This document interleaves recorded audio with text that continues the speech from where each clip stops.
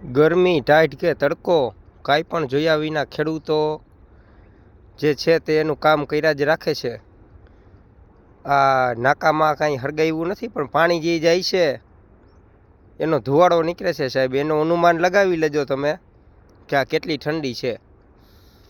અમુક ખવડિયા ગધરીના એમ કે ખેતી કરવી તો આમ ને ખેતી કરવી તો આમ ને. હમણાં 10 દી પહેલાં જ જ્યારે ડુંગળીનો ભાવ 550ની આજુબાજુ હતો, 500, 550, 500, 550, ત્યારે ઓલા કેમેરાવાળા હળી કાઢીને અમુક બાઈઓ જે બજારમાં જતી હોય, બકાલું લેતી હોય, એની પાસે જઈને એમ કહે કે ભાઈ તમારે અત્યારે શું કેવું છે? તો બાઈઓ એવી હોય, 3000નું પર્સ ખંભે ટીંગાતું હોય, 20,000નો મોબાઈલ હાથમાં હોય, ને બકાલું લેતી એમ કહેતી હોય કે આ જે બકાલું છે શાકભાજી એનો ભાવ મોંઘો થઈ ગયો છે, અમને પોહાતું નથી. તો એ લ્યો, તમને એ નથી પોહાતું તો આ 3,000ના વાવણિયા ખંભે રાખ્યા છે એ તમને પોહાય છે. 8,8, 9,9 હજાર રૂપિયાના મોવારા સીધા કરાવે એ એને પોહાય છે. 25,000ના મોબાઈલ રાખે એ પોહાય છે.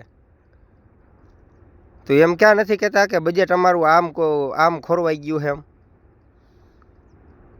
ઘરની અંદર LED ટીવી હોય, હા, ને પાછા તો કે બજેટ ખોરવાઈ ગયું. આમાં શું બજેટ તમારું ખોરવાઈ ગયું? 30 રૂપિયાની કિલો ડુંગળી લ્યો, એમાં તમારું બજેટ ખોરવાઈ જાય છે. ઘરેમાં હોટલમાં ખાવા જાય ત્યાં તો નથી તમારું બજેટ ખોરવાતું.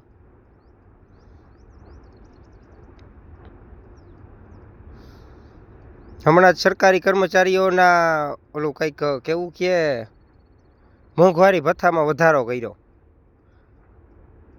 તો ખેડૂતનો ભાવ તો બધો એમનેમ છે.